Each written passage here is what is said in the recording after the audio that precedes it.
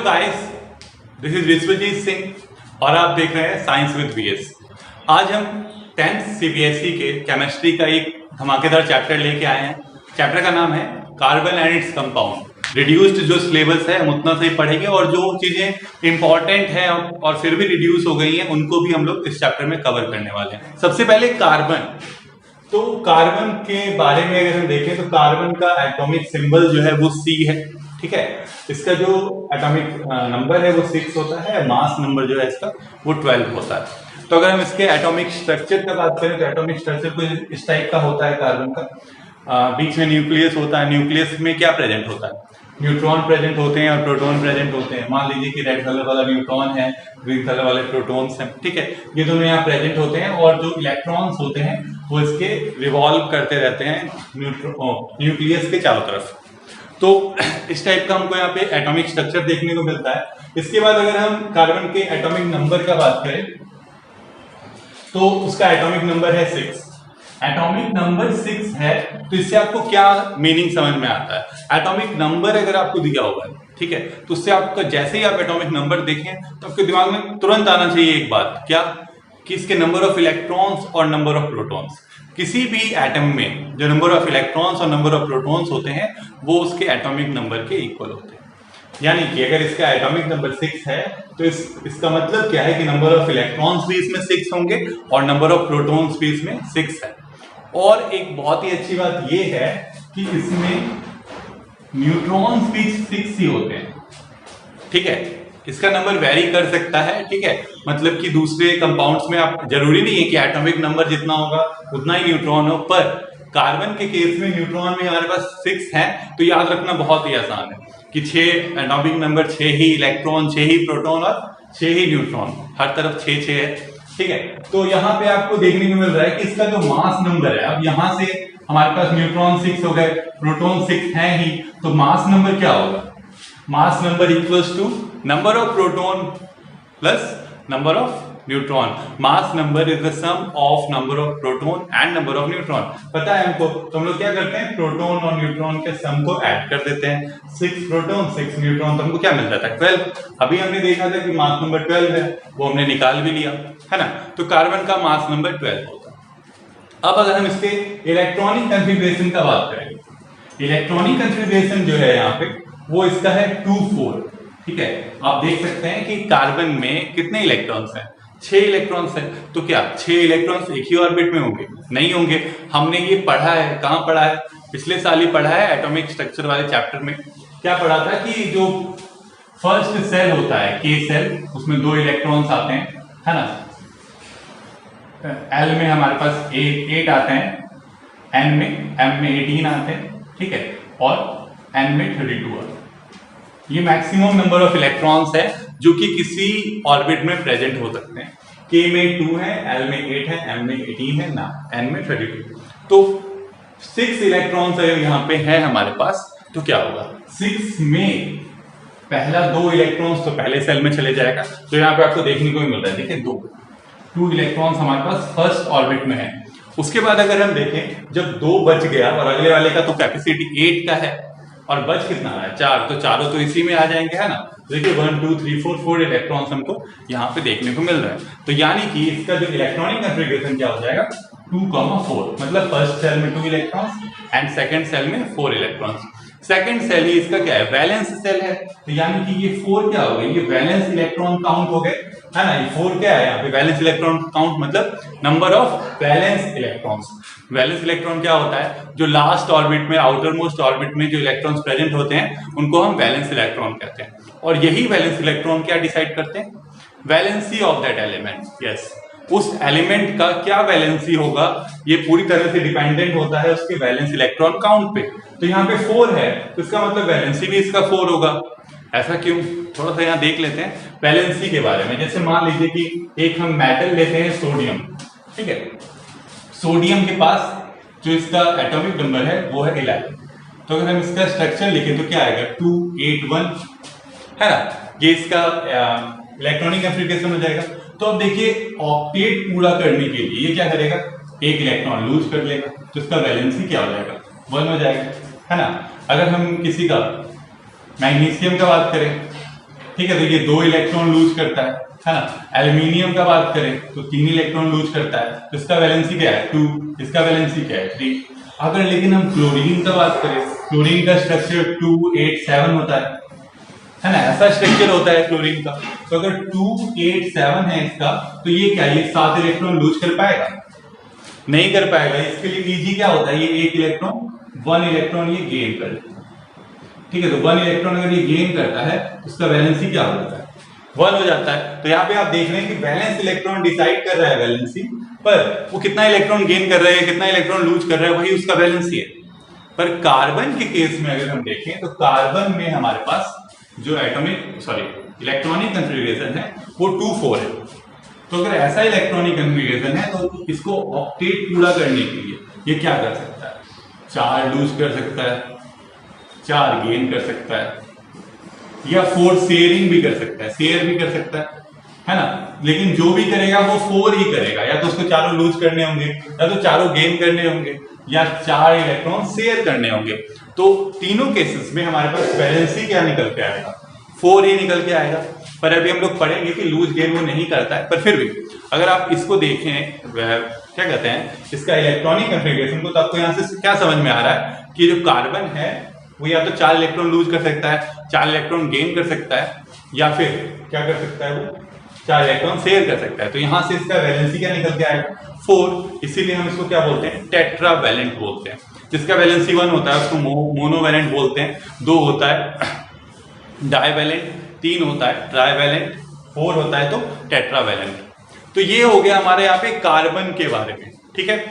तो अब इस चैप्टर में आगे बढ़ने से पहले कुछ क्वेश्चंस आते हैं स्टूडेंट्स के मन में कि इतने सारे एलिमेंट्स हैं हमारे पीरियोडिक टेबल में, 118 एलिमेंट्स है, तो कार्बन ही क्यों, कार्बन के बारे में तो अलग से क्यों पढ़ रहे हैं, ये क्वेश्चन जरूर आता है दिमाग में।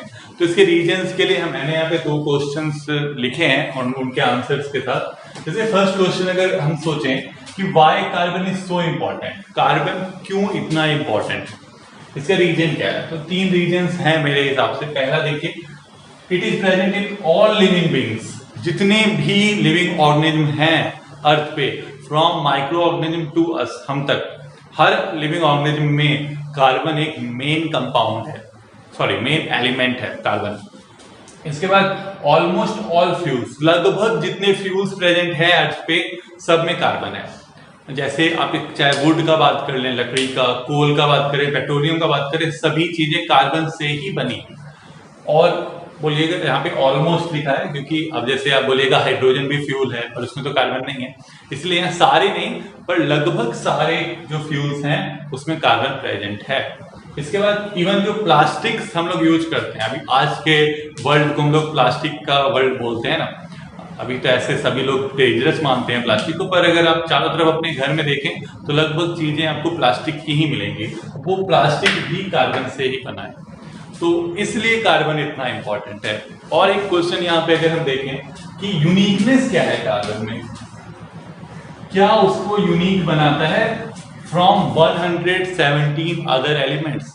118 एलिमेंट हैं, 117 में हम कार्बन को क्यों अलग से स्टडी कर रहे हैं, क्यों उसको इतना यूनिक समझते हैं।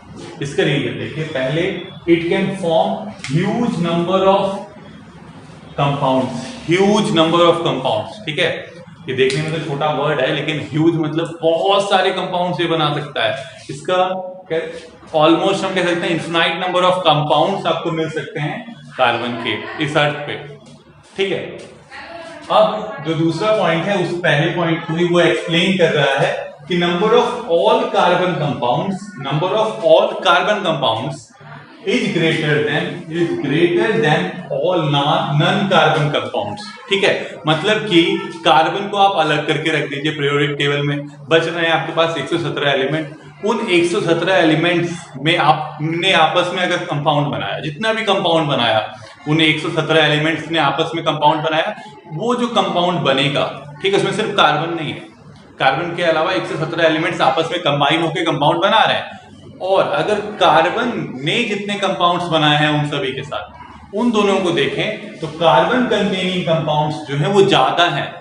मतलब 117 जो कंपाउंड्स हैं, 117 जो एलिमेंट्स हैं, उन्होंने मिलकर जो कंपाउंड बनाए हैं उनका नंबर कम है, किस किस किस कंपाउंड से कम है? उन कंपाउंड से जिसमें कार्बन है। मतलब आप इसी से आपको पता लगेगा कि कितना ज्यादा कंपाउंड्स प्रेजेंट है अर्थ पे कार्बन का, ठीक है।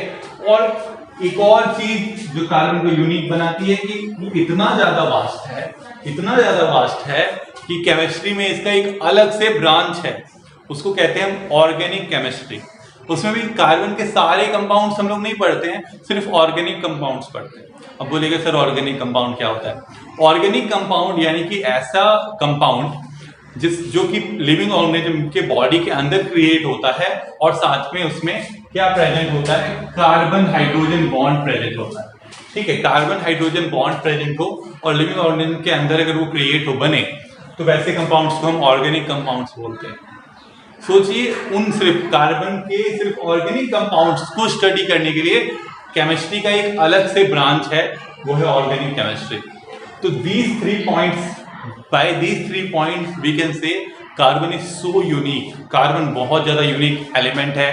कार्बन इतना ज्यादा इंपॉर्टेंट क्यों है? ये दो चीजें तो आपको क्लियर हो गई होंगी, है ना। तो आज के वीडियो का लास्ट टॉपिक बॉन्ड्स, ठीक है, ये पढ़ लेंगे आज हम लोग। उसके बाद जो कार्बोनेट कंपाउंड है वो आप कह सकते हैं कि नेक्स्ट वीडियो से हम लोग स्टार्ट करेंगे पूरा। आज हमने बेसिक इंट्रोडक्शन देख रहे हैं। तो बॉन्ड्स, कौन बॉन्ड्स? जेम्स बॉन्ड नहीं, केमिस्ट्री के बॉन्ड्स, ठीक है। केमिस्ट्री में जो बॉन्ड्स होते हैं, पहले तो बॉन्ड्स होते क्या है? तो बॉन्ड्स क्या है? एक तरह की अट्रैक्शन है,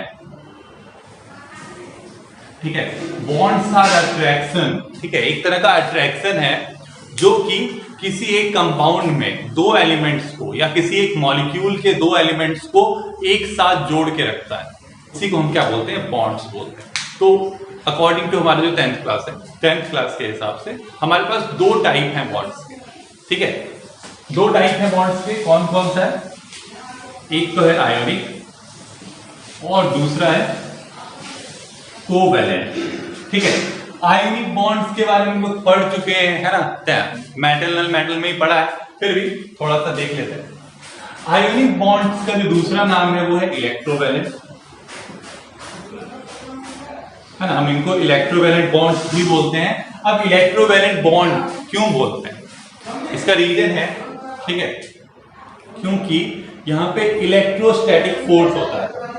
कौन सा फोर्स होता है? इलेक्ट्रोस्टैटिक फोर्स ऑफ अट्रैक्शन यहाँ पे जो है बॉन्ड का फॉर्मेशन करता है। कौन सा? Electrostatic force of attraction.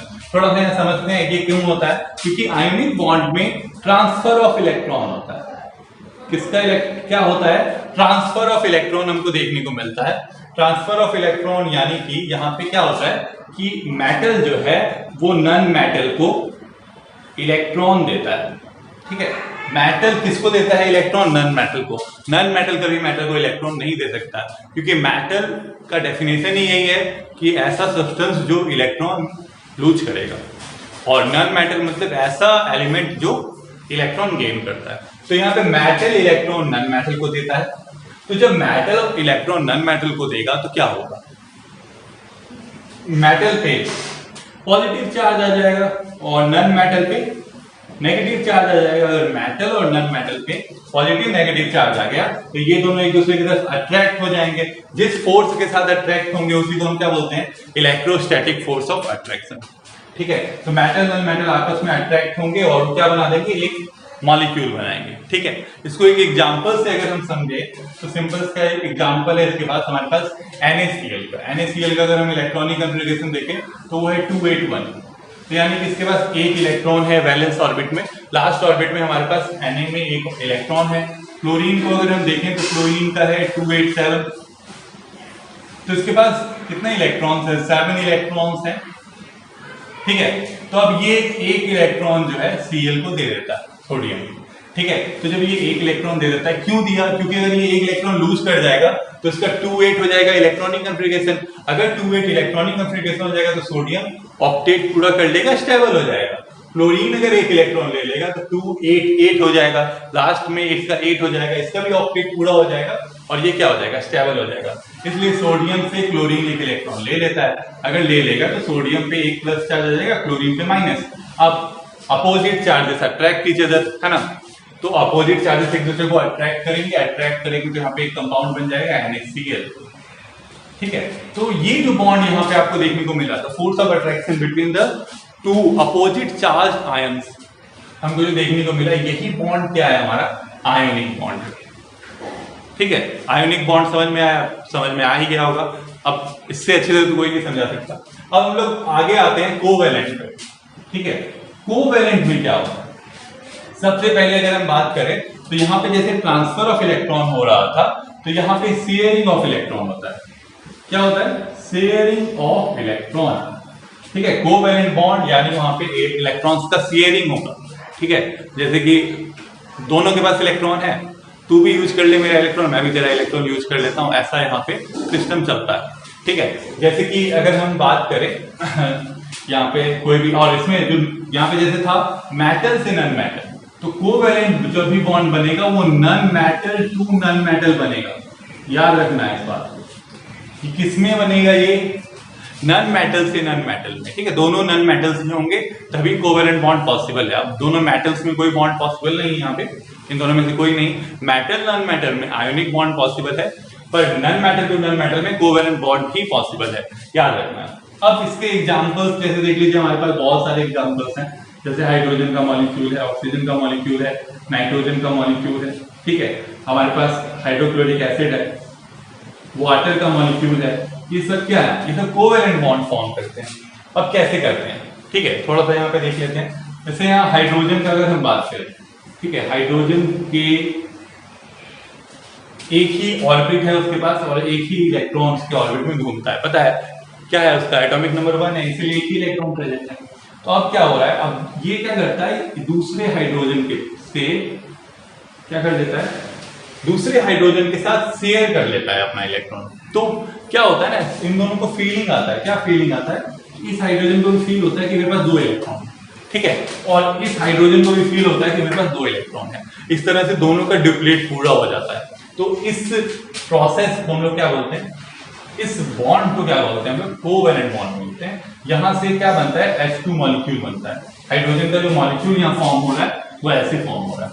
ठीक है, अगर हम इसको इलेक्ट्रॉन डॉट स्ट्रक्चर जैसे हमने यहाँ पे दिखाया, वैसे अगर हम इसको दिखाने सोचें तो क्या होगा? हाइड्रोजन का एक इलेक्ट्रॉन, दूसरा इलेक्ट्रॉन भी, एक इलेक्ट्रॉन दूसरे हाइड्रोजन का, तो इसमें भी ये इलेक्ट्रॉन इसके साथ शेयर कर लिया, इसने ये शेयर कर लिया। तो देखिए यहाँ पे क्या हो रहा है कि जहां पे एक इलेक्ट्रॉन मतलब 2 इलेक्ट्रॉन शेयर हो रहे हैं, मतलब सिंगल पेयर ऑफ इलेक्ट्रॉन का शेयरिंग हो रहा है, उसको हम क्या बोलते हैं? सिंगल कोवेलेंट बॉन्ड बोलते हैं। कोवेलेंट बॉन्ड्स के भी हमारे पास टाइप्स हैं।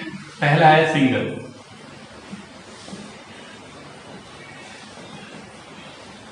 ठीक है, सिंगल कोवेलेंट बॉन्ड समझ में आया, जिसमें कि एक पेयर ऑफ इलेक्ट्रॉन का शेयरिंग हो। जैसे यहाँ देखिए 1 पेयर ऑफ इलेक्ट्रॉन शेयर हो रहा है हाइड्रोजन में, तो क्या हो रहा है यहाँ पे? इसको हम सिंगल कोवेलेंट बॉन्ड बोल रहे हैं। ठीक है, अब अगर हम दूसरा एग्जांपल देखें ऑक्सीजन का, ऑक्सीजन का अगर हम बात करें तो ये ऑक्सीजन का एटम में 2 ऑर्बिट प्रेजेंट है। ठीक है, पहले वाले में 2 इलेक्ट्रॉन, ठीक है, दूसरे वाले में 1 2 3 4 5 6 होते हैं, है ना? 6 इलेक्ट्रॉन्स प्रेजेंट होते हैं उसके आउटर मोस्ट ऑर्बिट में, क्योंकि उसका एटॉमिक नंबर कितना है? 8 है। ठीक है, वैसे ही मान लीजिए कि दूसरा एक ऑक्सीजन का एटम है। ठीक है, ये लास्ट ऑर्बिट है, ये पहला ऑर्बिट है ये। ठीक है, तो इसमें भी अपना 2 इलेक्ट्रॉन जो यहाँ दे दिया, बाकी 1 2 3 4 5।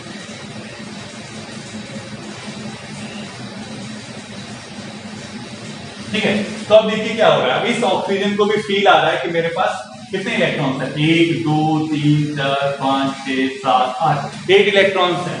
और इस ऑक्सीजन को भी फीलिंग आ रहा है कि 1 2 3 4 5 6 7 8 इलेक्ट्रॉन्स मेरे आउटर मोस्ट ऑर्बिट में है।